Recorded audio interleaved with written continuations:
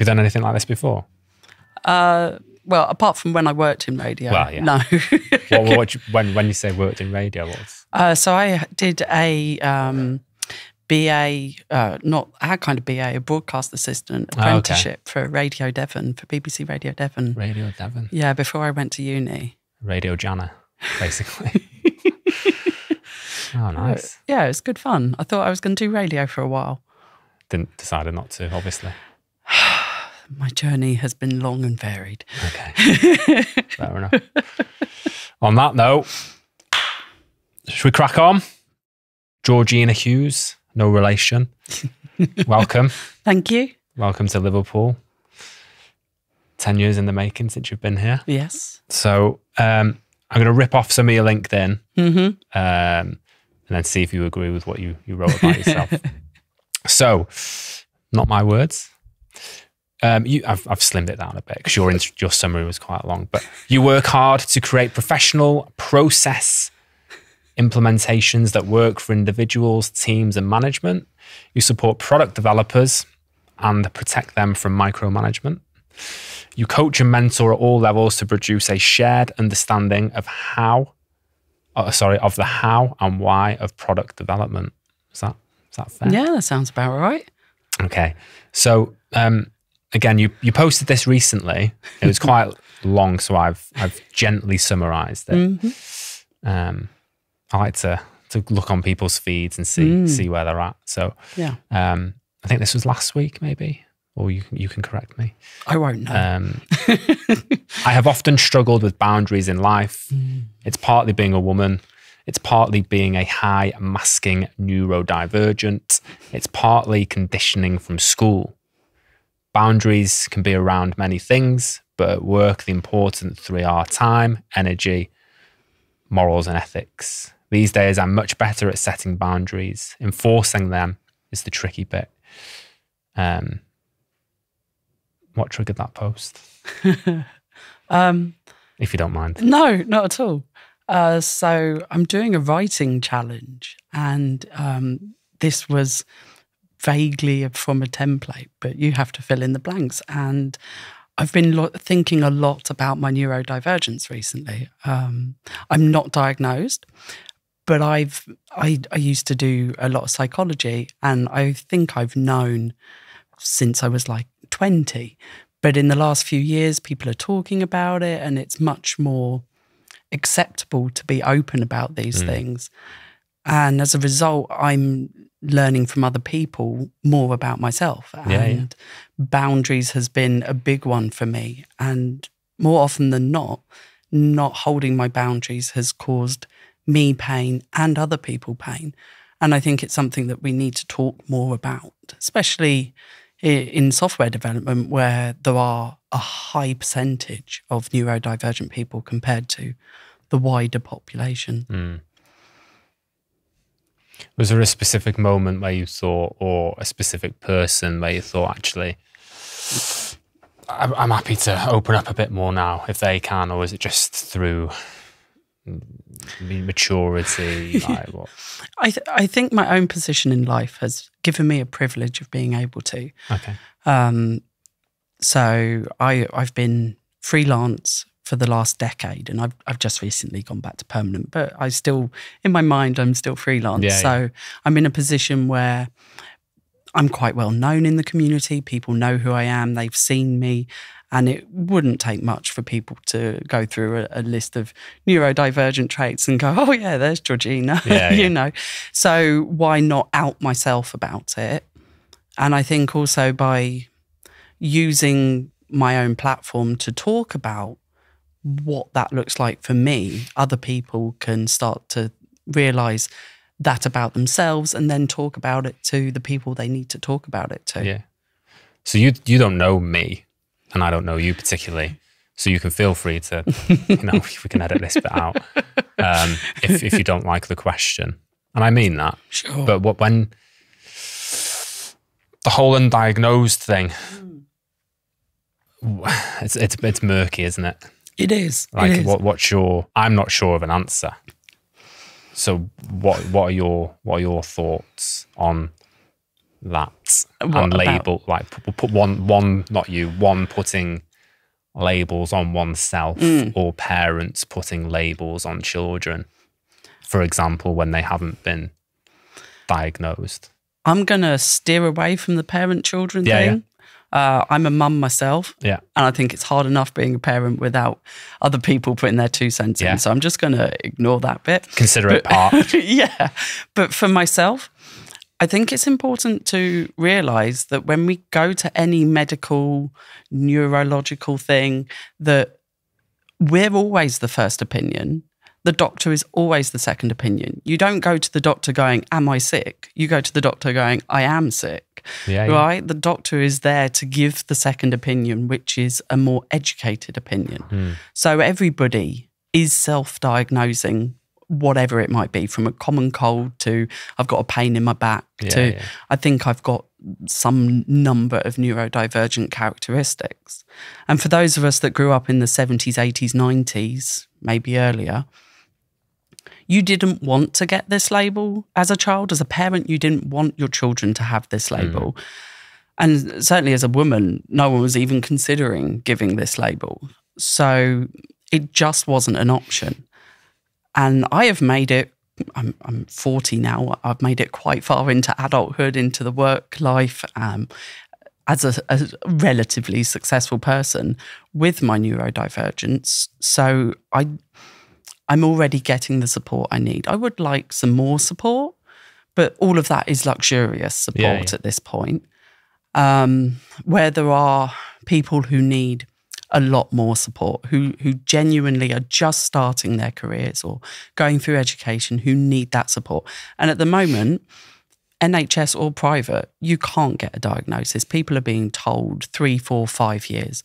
So for myself, I'm not going to be putting myself on any waiting list because I'm just clogging up the system where it's not going to benefit me other than to have someone else tell me, oh, yes, I agree with what you think.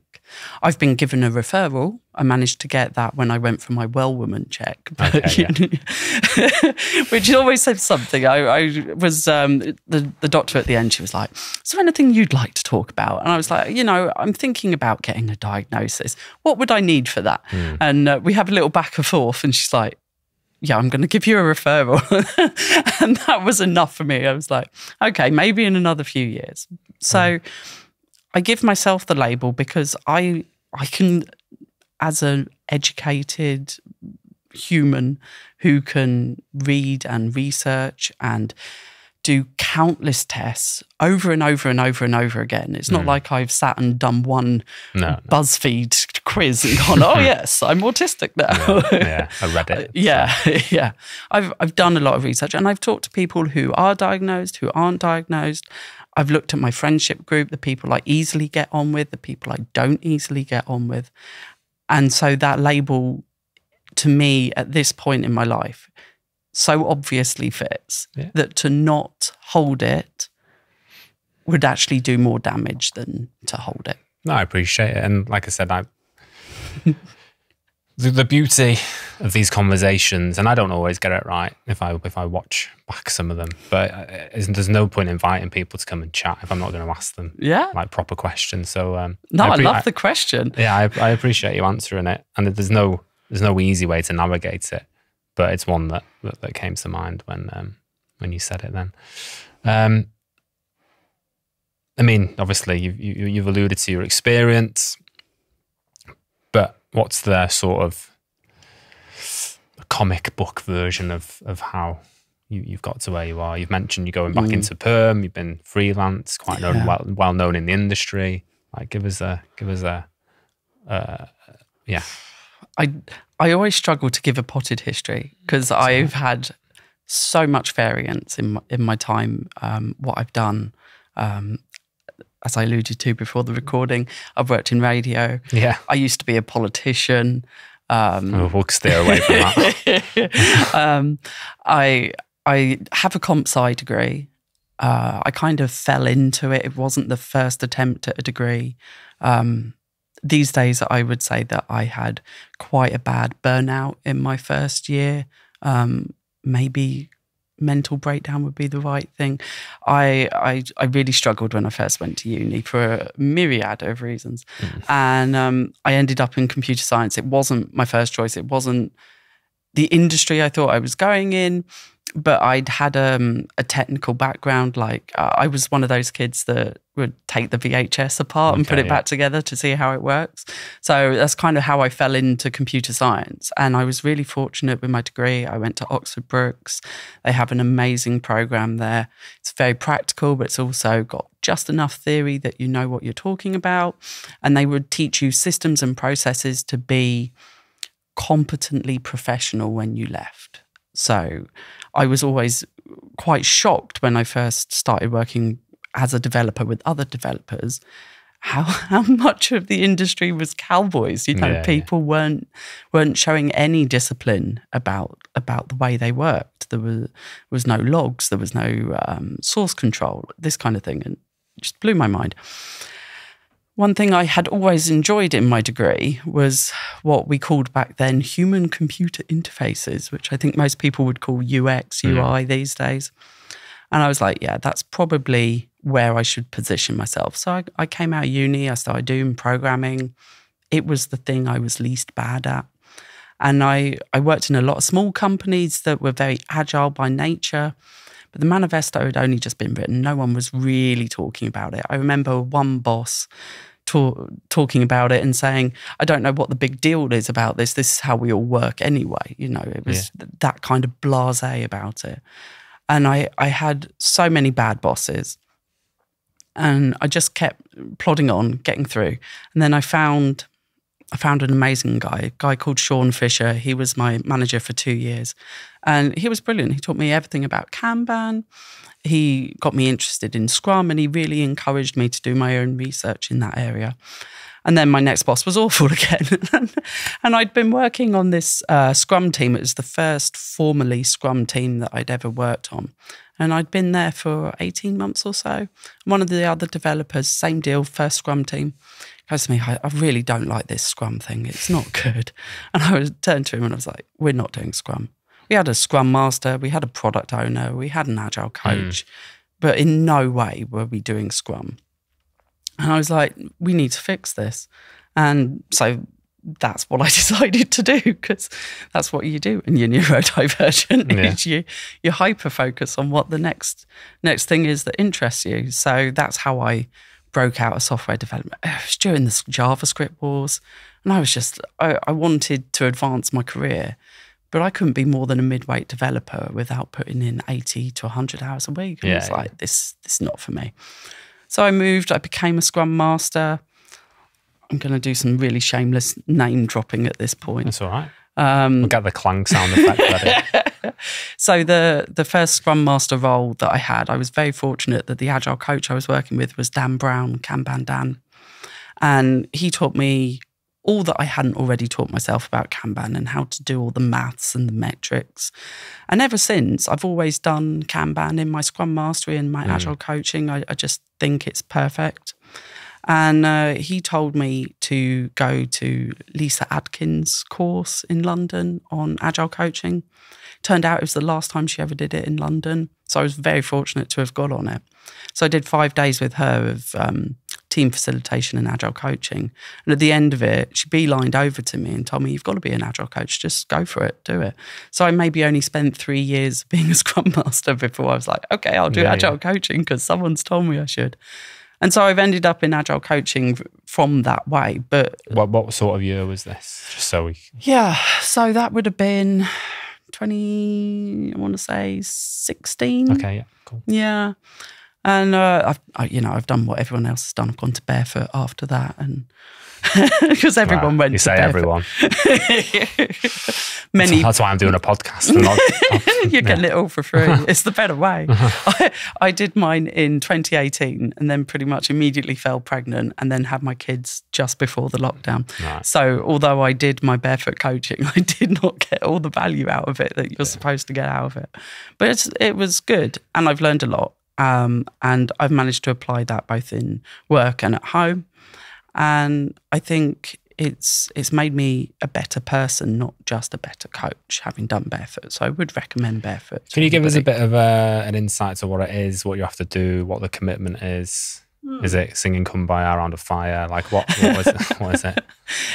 It's a deep journey through yourself and how you can support others. So from a coaching point of view. They're very, very careful to show you where the line is. This is where you're going into counselling and therapy. You're not trained in that. Yeah. Step away, send them to a professional.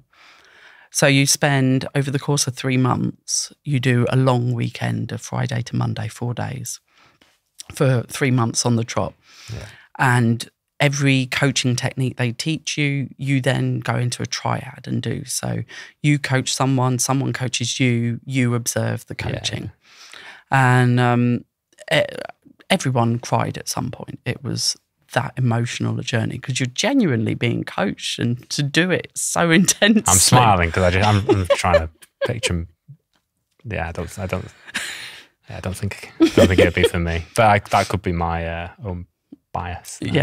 Screaming. Yeah. It was. Had I realised it was such an emotional journey, I don't think I would have done it myself. Oh, really? Yeah. Okay. But you would do it now. You would still knowing what you know now. Yeah, it was definitely valuable. It was good fun. And I had an amazing cohort. We still have a WhatsApp channel. This was in 2018 I did this. And we do. Yeah, and some of them do a coaching supervision circle. So one of our tutors comes and we can talk to them about, how we are showing up as a coach, challenges we have as coaching, so that we can have that ongoing support and learning. So it's been a very valuable program for us. We had a great cohort. But yeah, it was good. No, yeah. I mean, a lot of people get value from it, which is the main thing. And if that can be, transferred on into organisations. Yeah, sorry. So 2016, you got the nod. Go and be an agile. coach. Barefoot, did all that. Yeah. Then I interrupted rudely. So please, sorry about that. That's okay. So, and then like everyone else, I've been hit by the market, It's been quite a challenge, but I think it's... So you were freelancing and then... Yeah, I was freelancing. So I had twins 3 months before lockdown.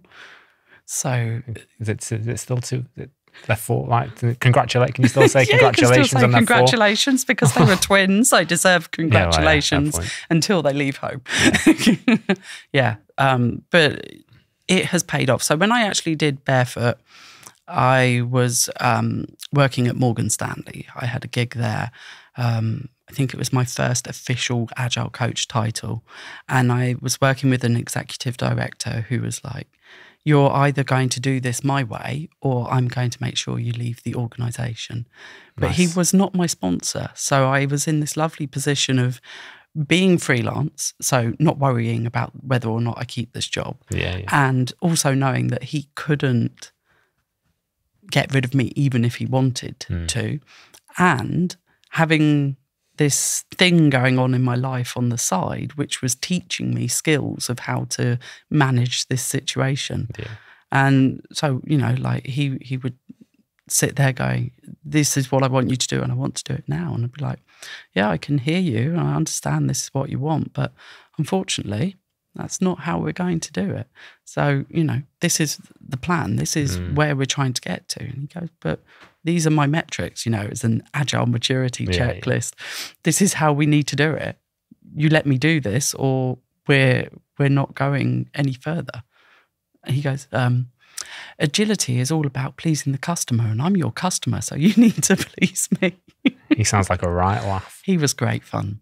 But after a few months of, being firm and saying, no, we really need to do this properly or it's not going to work, it started to work. Because I'd made him do it properly. I was like, no, we've got to get this foundation right. You've got to have someone who, if not a real product owner, is like a product owner, good enough to talk with our developers about the requirements. And so we got a project manager and that was good enough.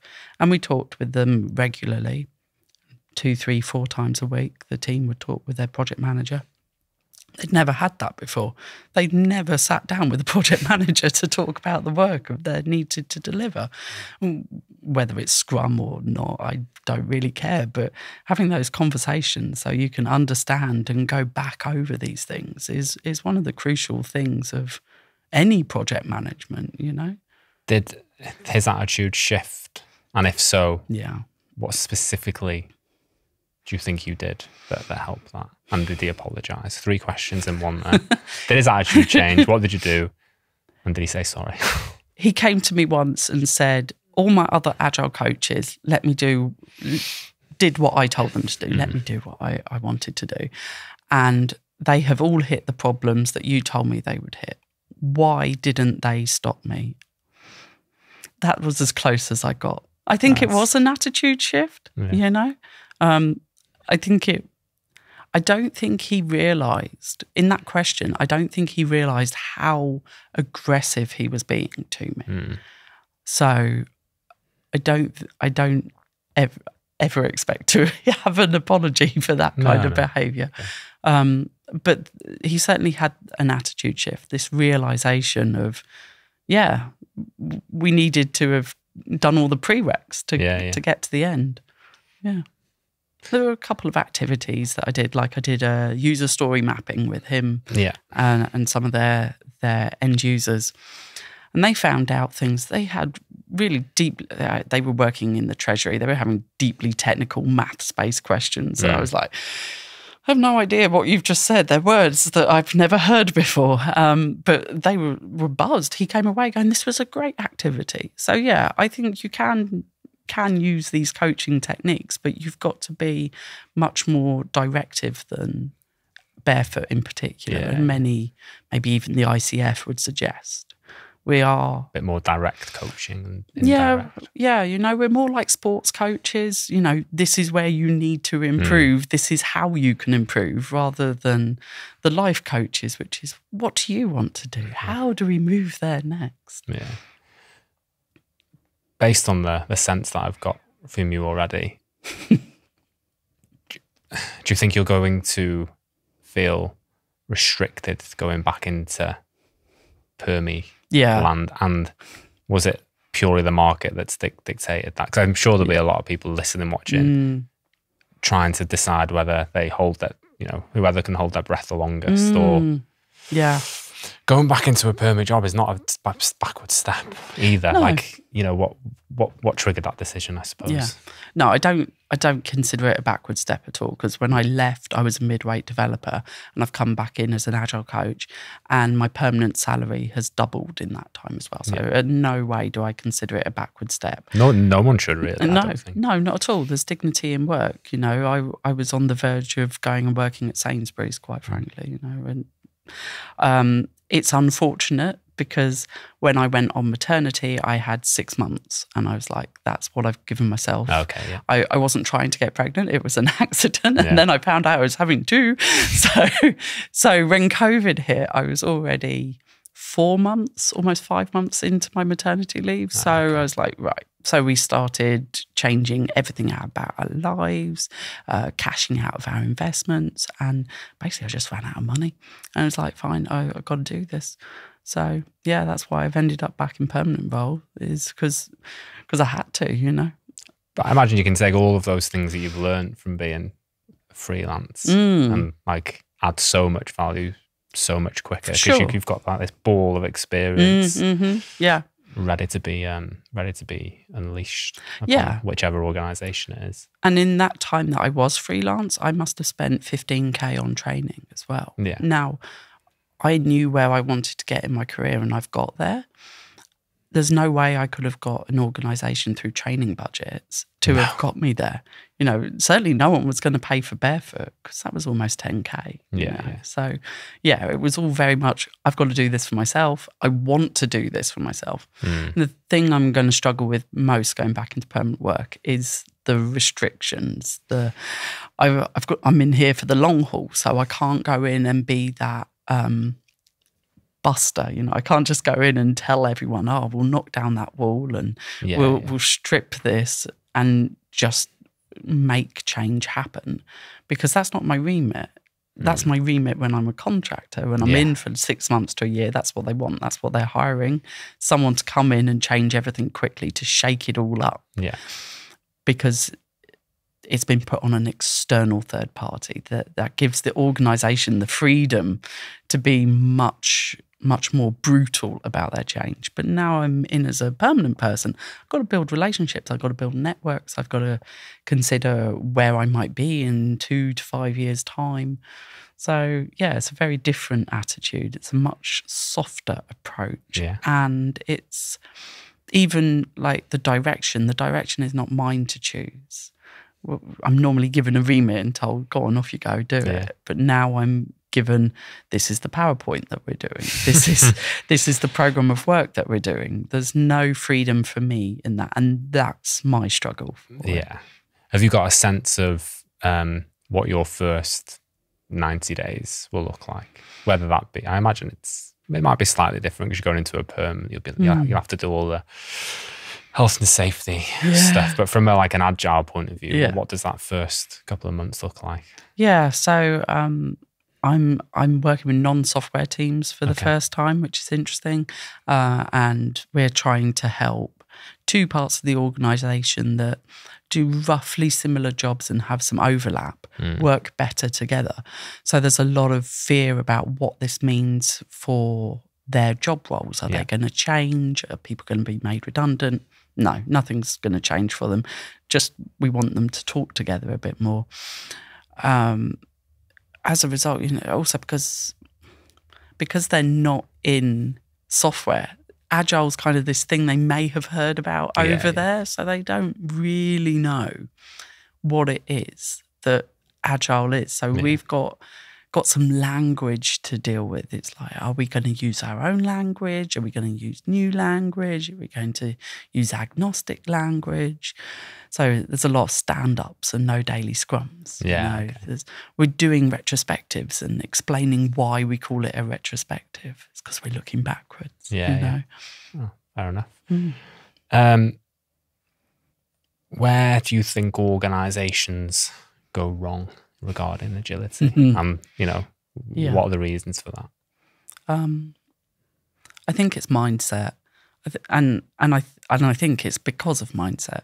So it is when someone in an organisation brings in change, regardless of what that change is, that organisation, the system's way of thinking, not the individuals, but the whole system's way of thinking, is restricted by the system. So even the change they're going to approach in the way that they approach everything. And the difficulty for a change agent is to convince people that they need to look at how they start. So it's not just, we're going to do this project, it's going to change us, and by the end of it, we're going to be different. So it's how do you get that shift from being focused on a beginning, middle and end to an infinite iteration, incremental way of thinking about things. And I think because so many projects we're just going to go and run at that direction and hopefully we'll get to the end.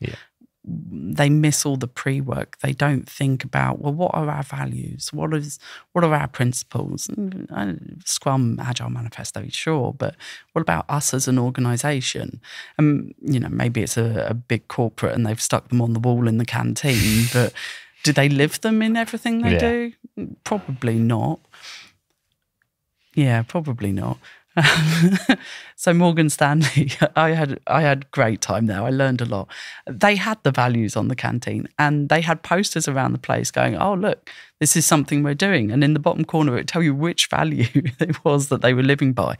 But then you felt them in real life and it was like, no, it doesn't really sit right. And then I worked at the University of Exeter last year, which was great to be on a campus. And it's a very lovely campus in Exeter. It's much nicer than my urban campus was. I was like, I didn't know unis like this existed. And they had made a big effort in their digital department to come up with all this strategy, what their goals were, what their aims were. It was even on a publicly hosted website. So I read it all before I even started, just from a Google search. And when I got there, I didn't see any evidence of it. So it's not just first of all, finding those values and principles, you getting your mindset, is then how do you keep reminding people that that's how they're meant to work? And they would do like quarterly planning. No one would remind them what the goals were during the quarterly planning. And then someone afterwards would take all the goals that they've come up for the quarter and try and fit them into one of their overarching goals. Like, no, that doesn't quite work either. And then I worked somewhere else a few years back, and the senior leadership team had gone away and done a coaching retreat, and they'd come up with a bunch of values. And one of them was, we really value our people, and we're always going to be there for you, and we'll talk to you and give you feedback, and you can give us feedback. And I had not been a good fit at this company. I should never have gone there in hindsight. It happens though, right? Coaching's personal, it comes. And they took me off a project, and the first thing I knew about it was someone asking me for a handover. I was like, oh, okay, yeah, here you go, I'll hand over to it. And I spoke to the leader who was on that vertical about 3 weeks after this happened. I was like, you've not even said hello to me recently. He goes, I'm just too busy to say hi, and walked off. Good start. And when they finally decided that we should part ways, the leader on my vertical wouldn't even have a conversation with me about it, And I was like, right, there's your leadership saying we value people, but no one's willing to talk to me about why they don't value me. Yeah. Fair enough. You are quite, from what I've seen, you're quite active on LinkedIn. I'm only on LinkedIn, so you might be active elsewhere as well. Quite active in the community. I think you do some speaking as well. Yeah, sometimes, yeah. Like what motivates you to do that? You're quite good with the old images and, backing them up with your own thoughts and stuff. Like what do you get from that? Opportunities like this. I think when you read the Agile Manifesto, it's pretty clear that we're meant to be helping each other do things better. And this is me trying to live that. I think we should all be supporting each other. I was very fortunate that when I was making the transition from development to Scrum to Agile, there was an amazing Agile community in London at the time. It was pre-COVID. You could choose, like Monday to Thursday, you had a choice of 3 or 4 meetups on Agile to go to. And so I built up an amazing network who helped me find work. They taught me things. They encouraged me. They told me when I wasn't doing things right. They calmed me down. If I had one too many drinks at a meetup, one of them would scurry me away and get me the water, go, nope, you've over-egged it a bit there. Yeah. So I just built up this, and it was a friendship group as much as it was a networking opportunity. And we'd all had interesting backgrounds. We've all come from different places. And I wouldn't have known about the training opportunities. I wouldn't have known about the different pathways of how you get from developer to Agile coach had I not been with this group of people. And I think it's a lot harder now. Like, I certainly don't see the in-person meetups in London quite that level. And the virtual ones are just not the same. It is difficult to network when you're in a meetup and you just have someone sit there and talk to you for half an hour, 45 minutes. Yeah. And so this is my attempt to give back to the community that has given so much to me. Have you done any conferences this year? Yeah, I spoke at Agile Manchester this year. Yeah, I thought you did, yeah. Yeah. How was that? What was that experience? It was good. I actually gave the same talk in the same room in 2019 when I was 6 weeks pregnant and incredibly nauseous. So it was a much nicer experience this time. Yeah, I went for half a day on day one. Mm-hmm. But yeah, I'm pretty allergic to things like that, wrongly. So it's something I'm trying to work on. Outside of the Agile bubble, what's helped you? What would you say? Maybe not tell people, but where else do you draw inspiration from that people may benefit? At the moment, because I'm trying to build up my presence online, I'm doing a lot of content creation around content creation, which feels very meta and quite insular in its own way, much like the Agile bubble can at points. So I have a love-hate relationship with watching Dan Coe's videos. He talks a lot about one-person businesses. Dan who, sorry? Dan Coe. I'm going to drop a lot of 20-something names. You know, these are the kids who are coming up and teaching us how to do it. So he's quite good. He does a lot of inspirational, motivational stuff. But he's very much, you can do 4 hours of work a day and achieve all of your goals, but you have got to keep doing iterations. I mean, these guys that are on YouTube these days, the 20-something crowd, they have an innate understanding about Agile that if most of us who had been doing it 20-odd years had even half that innate vibe of it, we would be doing 10 times better than we are. So he talks a lot about, you know, you put out just a tweet on X as it is now, right? So you put out just a tweet, and if people respond to that, then you make it into a thread, and then if people respond to that, then you make it into some longer form content, a blog or a video or something, and then if people keep responding to it, then you make it into an email course, but a free email course, and if people keep responding to it, then you can productize it and make it into an income stream. And so they have this incredibly tight system to keep looking at how they're doing and improving along the way. And most of the time when I listen to Dan Coe, I'm just like, oh, mate, you really do love the sound of your own voice. I'm always interested in people. Like, what are his credentials, if you like? What are his receipts? Yeah. So, I mean, he has, he's currently building a software app for writers. He's got a couple of download courses. Like one's on writing, I think, and one's on something else on content creation. He used to be big in the visual graphics.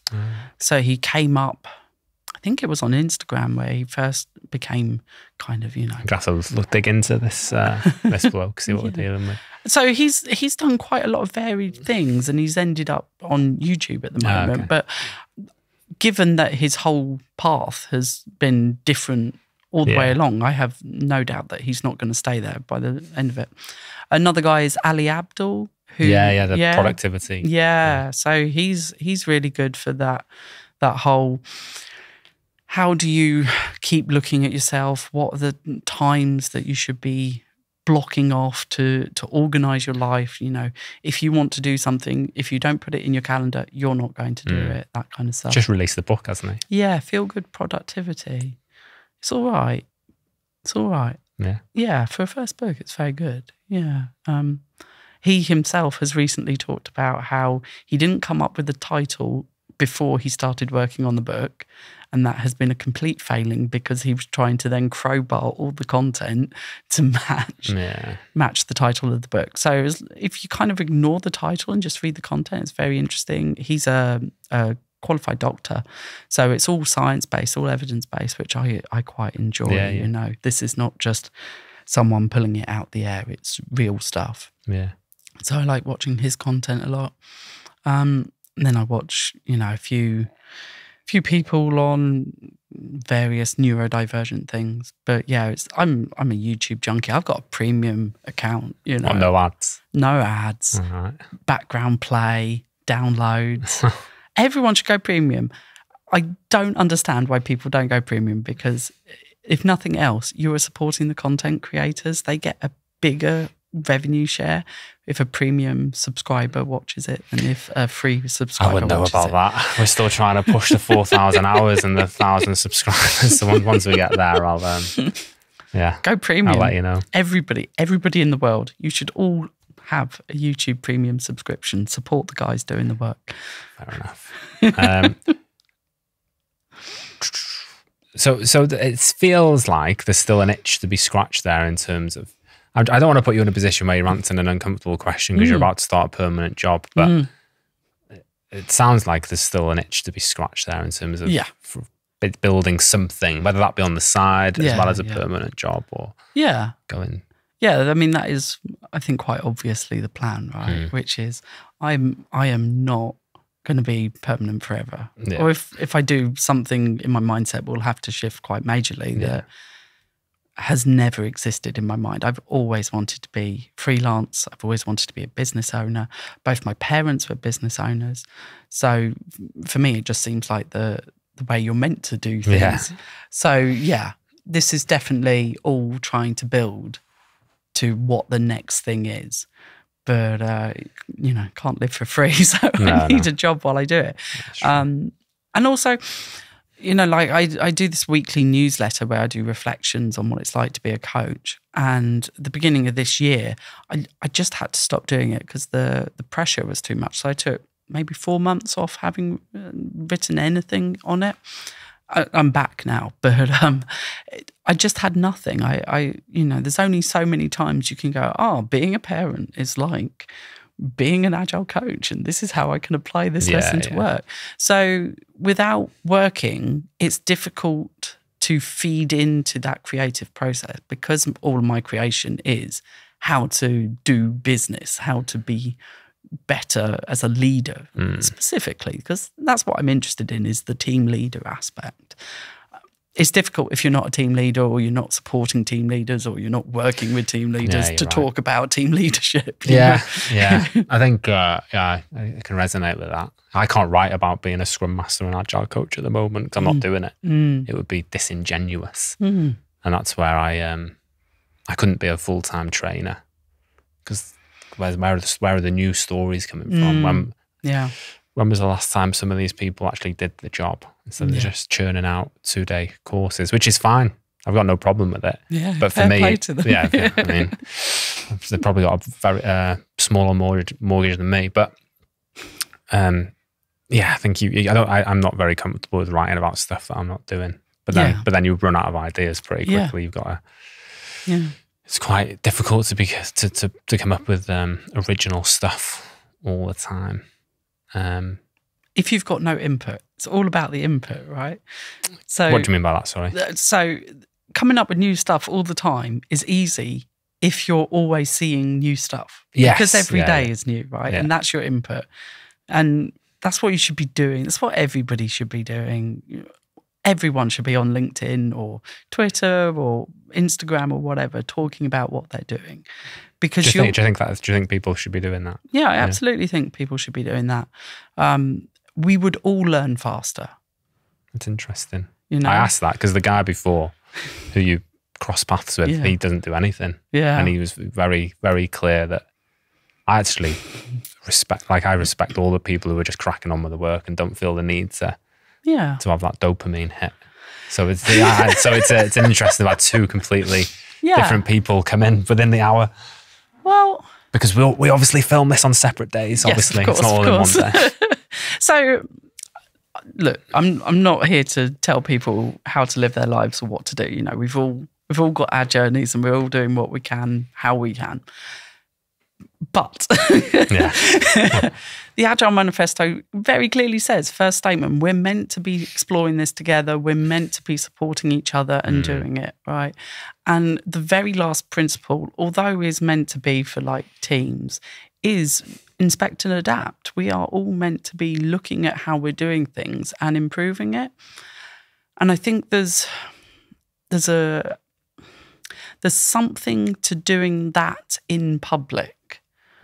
That just gives you an extra edge because you can lie to yourself, but the moment that you're putting it in a LinkedIn post or in an Instagram or whatever your platform of choice is and then hitting publish, you're telling the world that that's how you see yourself. And it makes me look at myself much more closely, much more extrinsically rather than intrinsically, because it doesn't matter what my intentions are. It matters what my actions are. And I think this is probably coming back to the neurodivergence thing as well, because I've turned I don't need that anymore. Yes. I don't need any more guidance. This is great. So so intrinsically, extrinsically, when you're talking about how you're turning up, how you're showing up to people, and why you did that thing, and how that turned out, and what you're going to do better next time. Or if you think, no, that worked out okay, or that was right for me, but it wasn't right for that person, but I wouldn't necessarily change it because of this.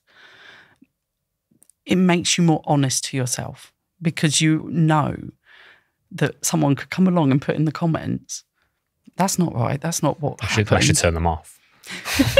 So yeah, I know what you mean. Well, that's cowardice, isn't it? Do you think? Yes. Do you think? Yeah, I absolutely do. I mean, LinkedIn's still quite nice because people are worried about their professional view. You know, it still has this, I've got to be on my best behaviour. I am starting to see some women say that their DMs are starting to get uncomfortable. Yeah. I've not had any of that. I'm a tomboy. I don't really have the same female experience in the real world, so I suspect I'm not going to online either. But I think certainly in the comment section, there's none of this typical aggression, no trolling that you would expect to see on the wider social media internet. I don't know if I agree with that. Oh, really? Especially in our community. Oh, really? I think there's some right nasty bastards. Oh, yeah? Who love telling people they're wrong. Interesting. No one's told me I'm wrong. Or getting on their high horse, and I can see why people don't post. Yeah. Because the slightest misquote or the slightest, if I was to say, do you know what, I quite like safe. Yeah. Or I've got no problem with story points. Yeah. There's going to be some right nasty bastards who are going to go in 2-footed on people. So I think what's missing is communication skills. And I think this is in all of life, not just online, but we don't know how to write. Yeah. And writing to be understood is a very specific art form. I use Grammarly. It's another premium subscription. Yeah, no, I use that. And it's brilliant. It's improved my writing no end, but I've always loved writing. I wanted to be a journalist when I was like 12. Shout out Grammarly. If you want to sponsor the pod, we're open to that. So like I've written probably every day of my life since I learned to write. Yeah. And I learned to write quite young, and I suspect I'm more in the hyperlexic end of the spectrum as well. So for me, words are something I've always thought about and considered. Not that a lot of people would agree with that. Yeah. I think if they've been on the blunt end of me. But it's not post and forget. You know, there is craft behind it. And you know, I've sat on LinkedIn and gone, oh, I've just written this big long comment on this person's post. I don't think I'm actually going to hit publish on this though, because it's not right, or this is just, I've gone a bit too personal with it or something. Yeah. So I think there is a little bit of, especially when you're doing the posting and not commenting, you've got to consider what is it that you're trying to achieve from this.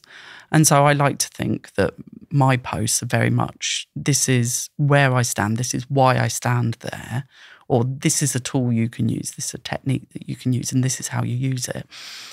And I try to stay away from any great bias, and I try to think what someone who doesn't know me or someone who's just reading this casually is going to take away from it. Yeah. So there's a skill to writing that I think many people don't invest in. I agree before they start posting on the internet. And I have seen a post recently. I'm not going to call them out because that's not fair, but they were picking up on something that had been written on their comments. And they made a couple of, personal jibes to an anonymous commenter, but I mean, you can go and have a look at their comments and work out who that person is. So how anonymous is it really? Before they then actually critiqued the message. Yeah. And you're right, everyone bundled on at that point and going, oh, these people who don't know anything about Agile, oh, they shouldn't say anything. But the original poster started that by allowing it to have this personal undertone rather than just critiquing the tool. And I think people don't read, like I put one out. No, actually it wasn't me. I commented on someone else's a couple of weeks ago about IR35. Right. And what I said, saw this, yeah. What I said was something along the lines of, if you're a business owner and you haven't adjusted to IR35 by now, I would question whether you should be a business owner. And that came from a place of, it's not, people keep talking about it like it's a new thing. It's not a new thing. Not a new thing. Jesus, by the end of the comments, you'd think I'd introduced it. To the point where one person went, IR35 has been around since the year 2000 or whatever. Get over it. And I was like, well, what you're saying is basically what I'm saying. Yeah. But you haven't read the comments and the thought behind it and what I was actually trying to say. And people they headline read and they don't go into me going back and forth saying, well, okay, this is what I meant. I'm actually trying to help people. Here are a few things you could do. Widen your offer, explore, widening your product, your services. Have you got digital products? Have you invested in a copywriting course to make sure you know? But people like, fucking hell. I didn't, you'd think I was a big fan of IR35. And I think people jump on the bandwagon. That's what I see sometimes, especially that wasn't really related to our community. It was more general, but in the Agile community, sometimes people are going to be reluctant to show their workings out loud if they just get hammered all the time. Yeah. Maybe. Yeah. Social media is a bit like Speaker's Corner. You are shouting into the void. Yeah, and at some points, you hear an echo back. And what you do with what people shout back at you in the comments is under your control. Yeah, I'm not the best. I've got better over the years, but because I'm a wind-up merchant, sometimes I haven't helped myself at times. But you are right. You are in control of how one reacts to things. Yeah, I've deleted comments. I haven't blocked anyone on LinkedIn yet, but I've blocked people on other platforms. At some points, it's just like, no, you're just not worth my energy. Yeah. You're taking from me more than I have given you permission to. Yeah. It's a really good way of looking at it. So mature. Yeah. Where can people reach out? You mentioned the newsletter. Yeah, so I'm on Substack. Plug away. This is your, what camera we're looking down? This one? Hello. So georginahughes.substack.com. I'm just releasing a paid subscription now. So I do weekly free reflections of what it's like to be an Agile coach. And then I do monthly paid for deep dives on some kind of leadership tool, technique, area, idea. Agile George on LinkedIn. I post daily, Monday to Friday on LinkedIn. They're short, like 200-300 words. You can just browse them. And I have great fun doing that. And I'm very active. I'll respond in the comments. If you've got things in your comments that your posts, I'll come over and comment on yours. I'm very happy to make it a two-way conversation. You can message me. My Calendly is open. Yeah, that's probably the channels. Yeah, fair enough. Can't argue with that. Is there a question I haven't asked you, which I should have? Oh, I was really hoping you were going to ask me what the Agile Manifesto means to me. Well, what does the Agile Manifesto mean to you? To me, it's about us all coming together, meeting each other's needs to achieve a shared goal, and something that people, I think, are just oblivious to is that the principles are the commitments that we as a group make to our customers and we as a group make to each other. So the first four are about how we deliver to the customer. The next 4 about how the organisation looks after the team. And the final 4 are about how the team looks after themselves. And I don't think anybody is talking about it. And I don't understand why. So I want to see more conversation around how those principles are grouped together. Do you think it's still relevant, the Agile Manifesto?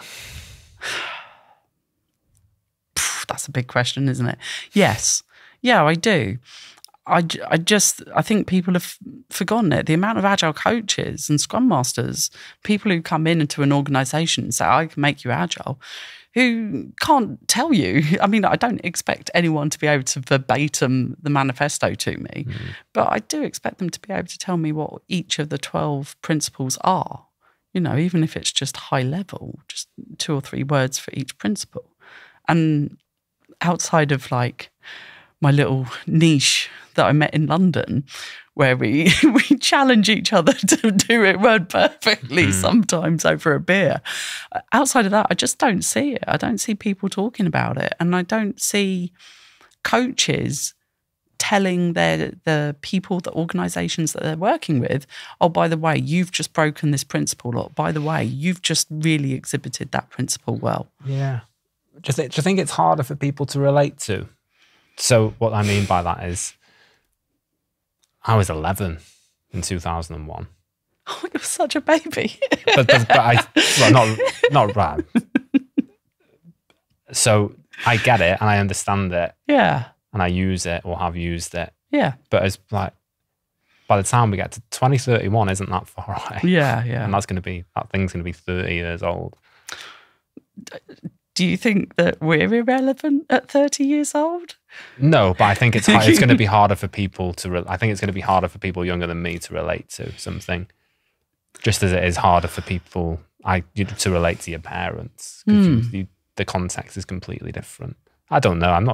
It's an opinion, not a fact, obviously. Yeah. But I think the further you get away from something, the harder it is to relate to. I think, again, it just comes down to us talking about it. As long as we keep talking about it. But I'm now thinking of all my history lessons. So my dad was quite old when he had me, and he was in World War II. And so World War II feels very recent and very relevant to me. But then when I talked to my peers at school, they were like, well, that was our great-grandparents, Yeah. So I think you're probably right, but I don't want to accept that. I don't know if I am right. I'm thinking if someone's 15 now and in 10 years' time, for whatever reason, God, hopefully not, but they're teaching a certified Scrum Master class, they're still knocking about,